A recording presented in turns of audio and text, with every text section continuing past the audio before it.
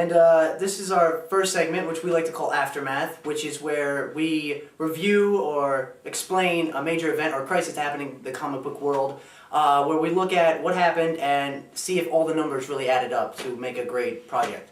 And our first event would have to be Sinestro Corps from the DC Comics line, which took about last year, I would say, in a 12-part maxi series. Kicking off in special, Sinestro Corps special, and then moving on through the Green Lantern series and the Green Lantern Corps series.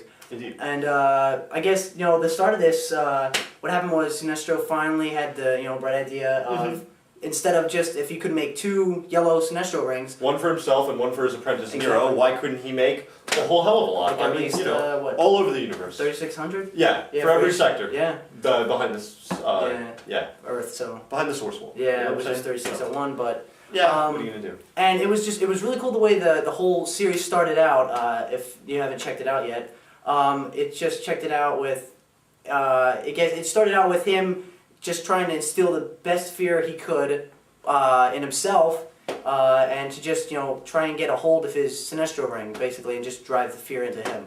Right. Which I thought was really cool the way they started out. So the series basically progressed, him making the rings, them killing the Green Lanterns, Green Lanterns having to retaliate with basically 10 new commandments, which we haven't learned the whole thing about yet. But, so throughout the series, we learned that the Green Lanterns now have to kill, basically. Yeah, basically. They're now active to kill, which they've never been able to do before with their rings. That was the first Basically. But the really neat thing about this series was that the Sinestro Corps wasn't really as much as a random corpse, as much as it was opposites to the Green Lantern Corps. I mean, for Kilowog, the, pig-like leader, very strong, he's got this opposite Achilles, who's a dog, fangs, all of that. Yeah. How about the planet Mogo that actually makes the rings pick their, I mean, we now have that Ranks, planet, right? Ranks, yes. Yeah. Yes, Ranks. Yeah. Who, So, just that was big really cool. moving ship thing. Yeah, it's like the big planet. members of the Green Lantern Corps now actually have cross the opponents. Adversaries. Yeah, everyone has adversaries. Instead of just Hal Jordan and Sinestro, the greatest Green Lanterns, now we actually have something going. Yeah.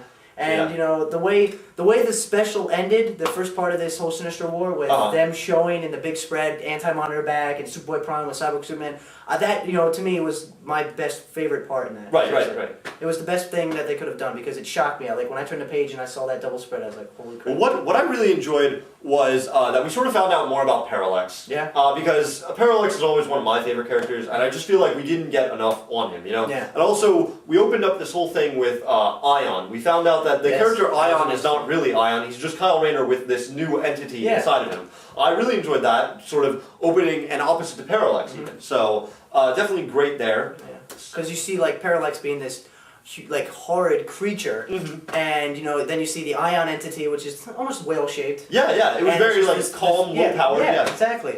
And it was just really, that was one of the really cool parts too. Right. And the way they set it out, like different battles with Kilowog facing Arquillo, Superboy Prime facing the new Ion, and the way they ended it with. Really, which was cool, that you thought Sinestro was just doing this one big war, just immediately just kill the Green Lantern Corps and spread fear. But his whole thing was to set up for the new 10 laws so they can instill lethal force. And I love that scene where Hal Jordan is just like approaching Sinestro in the science cell, and basically he's just like, okay, Hal Jordan, or okay, Sinestro, why did you do this? And Sinestro says, Hal Jordan, I'm going to break it down to you easily. I could have killed everyone in 100 sectors, but it wouldn't have made a difference because now with your ability to kill, you are more lethal than any of my agents. And the agents that actually lived the slaughter, the battle, can now spread the rumors of, the merciless Green Lantern Corps, who have already been ruling the universe for millennia. Yeah. Easily. And, this whole thing is like part of a trilogy. The Blackest Night will be coming out next summer. And it was just really cool. We have Rebirth, Sinestro Corps, and now Blackest Night. Good. And it was just cool to see that these ramifications, how they're going to play out in the Green Lantern Corps and Green Lantern series. Right, and also the Prophecy, Blackest Night, which leads to the new event. We learned that there's going to be a color for, every spectrum, every colored corpse, plus black one, which is powered by the Anti-Monitor soul. Yeah, that was cool. It's going to bring people back from the dead, so we can expect a lot of dead characters to come back and really, be a problem. So, and if you haven't checked this out, you really gotta, because it's one of the best series that DC has going for it. Most definitely. So moving on to our next section, Versus.